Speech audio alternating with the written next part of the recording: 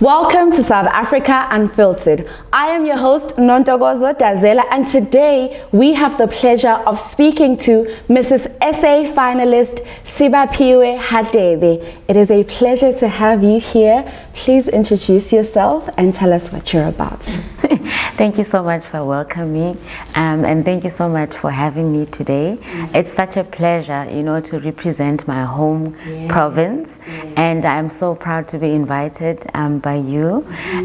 Well, as you said, Sibapiwe Hadebe, originally from Mahabe by Flagstaff, and I am currently a Mrs. South Africa finalist, as you said, and yeah, I'm proudly representing you guys. Wow, thank you. Thank you so much. To start, could you please tell us a bit about your journey and becoming Mrs. SA finalist? What inspired you to be part of this competition? Okay, so I'm always one person who's like, the background that you come from determines where you go in the future. True. So I basically started modeling when I was 3 years old. Wow. Yeah. Okay. Very interesting. And my mom was the one who used to make sure that I enter the pageants. And what has happened since is that she actually pushed me to start with modeling, and I carried on until I was at university. And unfortunately she passed on. So it's been steps of me and her working on this modeling thing, and we eventually obviously found a hobby, and she was like an agency for me, if you can say. I'm sure it's your connection to her. I mean, that's what it is. And then since then I basically just paused the modeling career. I would put it as a career to focus on the professional side of things, because I needed obviously to make sure that I've got bread at home, and I started a family, and then eventually I just continued with my work. From there, I realized last year that, girl, you need to get on with that dream that you left. And then I started, looking for platforms that I can, get myself into. Actually, 5 years before that, I was that person who was like, hey, I see this Mrs. South Africa, I don't know what it's about. But when you are hesitant, you're like, hey, but I don't have time. I've got family, I've got kids, so I can't be, doing this. But last year I was like, girl, get on with it. Yes. Then I just entered, and it started with 300 ladies, and then we got shortlisted around February, and that's when I was in the top 100. And then from there, July, they chose the top 30, and here I am. I'm in the top 30 now. Such an inspiring story. So you wear many hats as a wife, a mother, an IT Audit Manager. How do you manage to balance these roles, and what strategies do you use to maintain harmony in your life? So I always say that an early riser is the one that actually does things, for the day. And so early bird is the fastest there, that's saying. I'm using my own words. So I actually wake up at 4.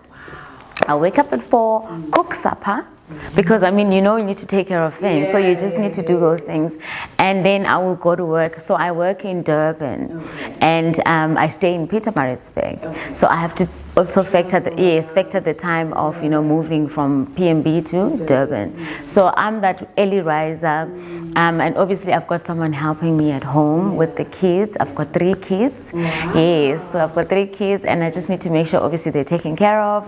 And I plan my day, I exercise, and then I get to work.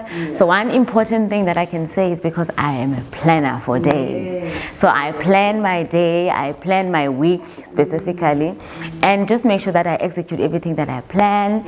And within the fact that obviously there's work and all of that, I also make sure that my work is done. So balancing is more on the support structure that I have as well, because I can't do it alone. I've got my sisters who are working with me.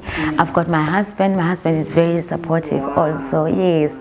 So I would say that it's all on just doing what you love, making sure that you give it your best. One thing that pushes me is the fact that whatever you do, push yourself to the limit, because you don't know what you can explore and you can find. You know, you think you've reached your limit, but you know, beyond that, there's something else.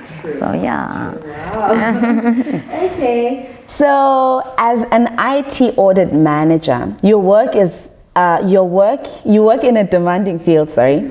Can you tell us about a particularly challenging project or situation you've encountered in your career and how you overcame it? Okay. I would say it was the beginning of my career. I've been an IT auditor, because obviously you move from, you know, from being an IT auditor, like you are being trained, and then you move into being a specialist and so forth and so forth. So now I'm in the IT Audit Manager level. So at the beginning, I started having to work in a very big firm. So I worked in a very big firm where we used to multitask a lot, hey? And I mean, it was a lot of work, a lot of clients, and I started my family. So I found it very difficult to now start balancing my career and looking after my family. Well, starting, it was the beginning. You know, when you start off, I mean, you don't know what you are getting into. It is. And to top it off, I mean, I don't have a mom to, you know, to reference to and say, Mommy, when this happens, what happens? Yeah, so I think that was my challenging moment. And I decided, you know what, I need to focus on getting a job where I can just focus on one client. So IT auditing works in different ways. You will have, you work for a firm, the firm will have many clients, and then you have to serve all those clients. But if I go to one particular company, then I can just work for that company as an IT auditor. Then I just started going that route. So I think I would say I overcame that by just rerouting my career to accommodate my current life at that moment. That is very important. That's very important. So what does being a Mrs. South Africa finalist mean to you personally and professionally? How do you hope to use this platform to make an impact? I will start with personally. As I've said, it's been a dream of mine to belong at a national level, you know, in terms of participating in such competitions. I've seen moments when I was a little girl where I would, when you vision something and you're like, I see myself on stage, I see myself, walking on stage, never mind winning, but the vision of walking and being part of a very big, pageant.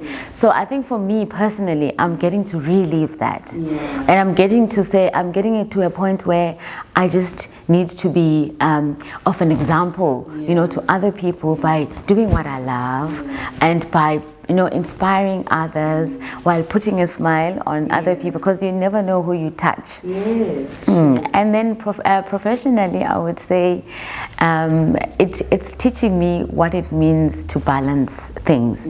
It also teaches me that you are not here to do just one thing, because the pageant also is a professional platform, so it's almost like I'm holding two platforms at once. And it's teaching me that, girl, you can actually be anything you want to be in life. Even post Mrs. South Africa, what else can you do professionally besides having just one job? You think that you can't stretch yourself, but you really can. So for me, that's you're the living proof. I'm the living proof of that. So did I answer everything? Yes. Oh, how do you hope to use this platform to make an impact? So there's something very close to my heart. When I was a little girl, I would say teenage, when I needed to find myself and find my career, I found myself, from a rural area. You don't know much about what's out there in terms of careers. So I obviously wanted to be a doctor. Most of us want to, we know doctor, nurse, the common professions. And I wanted to get into medicine. And when I started applying at where medicine, I don't know if I can mention the name of the university. You can. UNITRA. I don't know what it's called now, but at the time in Umtata. So I was the person who was like, I'm gonna get there, I'm gonna get into medicine, and I worked very hard. And unfortunately for me, I couldn't be accepted because my maths got converted into higher grade. To standard grade. So I couldn't get in. They wanted higher grade maths. So that's the only thing that was holding me back. And it was such a a phase in my life where I was like, oh my goodness, what am I going to do? But luckily for me, my dad actually had applied behind my back. I know, hey? Behind my back, and applied at UKZN, Pietermaritzburg. And when he applied, I got accepted there. So I started studying there. So for me, it's all about the rejection that comes, when you are starting to get to the professional stage, which is the entrance of getting into university. So that part of getting into university for me, I want to start educating our people, especially back home, around what can we teach our children and what can we do at an early stage. Early stage being grade 7. We don't need to start late, because I feel like if we start in grade 10, it's a bit too late. So let's start in grade 7, where they start to understand what their subjects mean for them. So I'm trying to use the platform to make sure that we educate our children in terms of the different careers that we have and how they can start early, and also make sure that the subjects that they do are aligned to the entry requirements for university. So that's what I'm actually gunning for. But at the same time, obviously inspire others, motivate. And because it's one platform where you can just be yourself, and you'll never know who's looking up to you. So that's it. All right, thank you very much. So balancing a high-profile role with family responsibilities can be daunting. What advice would you give to other women who are trying to juggle their professional and personal lives? It's so important to realize your dream. I feel like if you don't realize your dream and you don't follow it, you will never know what might have been. And you think to yourself, so procrastination is killing our dreams. And you end up not living your full life. And you realize, hey, I could have. Let's say you are in your 60s and your 70s and you look back and said, I should have done this. So I would say it's very important for us not to procrastinate, to actually do what you love. It can be anything. You think that it's so small, no, I don't want to do this, but you realize, it adds up to a lot. It adds up to a lot, and you find yourself happier. And remember, a happier Sibapiwe is the one who's going to deliver, happy moments for everyone, who's going to deliver a wonderful family. And you'll be happy with yourself. Yes, I'm happy with myself, and I'm walking my path. So for me, it's like you need to follow your dreams. You need to make sure that as much as we think it's hard, you balance it off by, women have got that thing of, I can do this.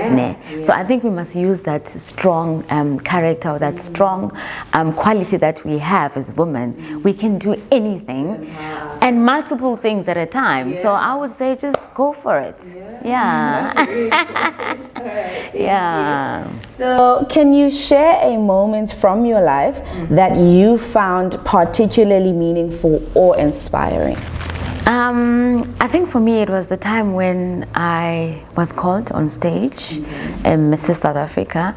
I would say that it's so important for me because I had my kids, sitting within the crowd. And what happened there is that they kept on calling, I'm in the top 30, they kept on calling everyone. And knowing the time and the energy that we all invested in making sure that mommy's dreams are coming true. At the same time, making sure that they also try and get inspired from your dream. Because for them it's like, I can't believe mommy's doing this. And she's still also trying to balance with us. She's trying to do everything that she can as a mom. So that moment for me, I was called, I was 24, contestant number 24. So the wait was long. So I think that moment for me, and when I heard the video that they took, during that time, I could hear my little one, because I've got a 5-year-old, 13 and 14-year-old, 2 girls and 1 boy. So the little one, she was screaming her lungs out. It's actually up on my Instagram, and it's one of the, of those that I've pinned because it means so much to me. And when I look at that moment and how she screamed at the fact that her mom made it, and that was actually one of the moments I would say really touched me on this journey. Really actually sits with me as a mom and as a person who inspires others, you know. Yeah, so. Okay, so looking ahead, what are your goals and aspirations both within your career and in your personal life? I think for me going forward, obviously I've set goals for me. I set goals every year. Okay. This one kept on moving, ne? Don't get it wrong. It kept on moving and moving and moving. So I think I haven't really sat down and say, okay, what's my next goal? But I can actually foresee a brighter future out of Mrs. South Africa. I'm one person who believes that there's always a path for everyone. And that path is only for you. Yes. And God has put it for you only. And therefore you need to trust the process. Trust that where you are meant to be there. So my outlook of the future is what God has planned for me, and I'm so happy and excited to discover it. Because we don't know what's coming, you know, out of this, out of my career, but obviously I would want to go to the next level. But I'm happy to accept what God has planned for me, whatever it is. And I'm very excited for it because He's already doing such big things for me. And I do have aspirations to start my own business, you know, and I've actually started something small. And I feel like I can, and I want to also serve my community. That is so important for me. I need to serve my community. I need to come back home, you know, to little girls and inspire them and speak to them as a mom and someone who's following their dreams. So I think for me, that's basically what I'm looking at. Beautiful. So lastly, is there a message or piece of advice you'd like to leave our viewers with, especially those who may be following in your footsteps? I think my advice for them is if you want to follow my footsteps, regardless of what it is, whether it's following your dreams, whether it's getting into pageantry, whether it's getting, I know, sometimes we just want, you know, to do something for ourselves. You know, it could be I want to lose weight, I want to, you know. I feel like we all need to just set the goals. When you set the goals, you know where you're going. And once you get into the action and get to actually execute them, give it your best shot. Give it your best shot. Because even for me, I never thought that I could actually do social media, for example, because I was like, social media is not for me, you know. But I realized that the content that I create through Mrs. South Africa has actually uplifted me as a creative one, you know, as someone who can actually execute certain things. You think you've got limits, but you don't have limits. At the same time, you think, I'm not that creative, you know, I'm not. But you'll be surprised by just getting on with what you want to do, starting to action those goals that you want for yourself. So I think it's very important for us to follow our dreams. Don't procrastinate. Procrastination kills us. And at the same time, make sure that you follow through. So I would say to the viewers, please follow your dreams and make sure that you be authentic as you can. Be yourself, whatever you do, because I feel like if you are yourself, you shine in your own way. You don't have to imitate the next person. So yeah, that's it. All right, thank you so much. Yes, that's it. Thank you for sharing your insights and experiences with us today. It has been a pleasure having you on the show, and you've inspired me as well, because I still want to follow my dreams, and I am very happy to be here with you to remind me that it's not too late and procrastination doesn't pay. But don't you want to know how do you vote for me and all of that? We were about to get to that. Yeah, because I heard you saying that you're on Instagram, so we just want to hear about you, like where can people reach you, and like your social media platforms and everything like. So my social media platforms across TikTok, Facebook. Everything. Girl, you gotta be everywhere. There's nothing that stops you from being everywhere. I'm not very active though on X. Okay. But I'm there, so I'm everywhere. LinkedIn, so I just go in and out. I'm very active on the other platform, Facebook, TikTok, and Instagram. Sibapiwe Hadebe. I know Kamalamgeli issue so it doesn't have the H. Oh, girl. Oh, my sash is down. Sorry. So yeah, the name obviously is an issue when it comes to voting, but I think I can just ask and request all of us to make sure that we vote for me by SMSing my name, Sibapiwe Hadebe, to 47587. Please repeat that again. Sibapiwe Hadebe, not Hadebe, Hadebe, because Chate was Zulu. Oh, yeah. Yes, my surname is Bango, my maiden surname. Yes, so Sibapiwe Hadebe to 47587. Yeah, and then they can follow me on social media to see what I'm up to. Okay, so on social media, what's your handle? Sibapiwe Hadebe. Yeah, if you just type that, you'll find me. Same name. All right, thank you very much. Yeah, it has been such a pleasure having you here, and yeah, I wish we could talk more. But we'll talk after. Yeah, later. All right, and thank you to our viewers for joining us today with this incredible woman. I hope everyone is inspired. And yeah, as you have heard her, she is available on all social media platforms at Sibapiwe Hadebe. And from me to you, have a lovely evening and good night.